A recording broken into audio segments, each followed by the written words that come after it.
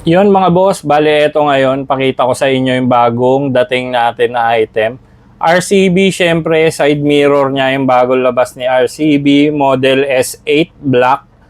Full aluminum to mga boss, and universal na siya. Ito yung mga kasama niya sa fittings niya mga boss, mga bolts. May kasama na rin siyang allen para pagka kinabit natin. Then, ito yung mismong, ayan, wala siyang grado mga boss. Ayan, kung makikita nyo, walang grado po.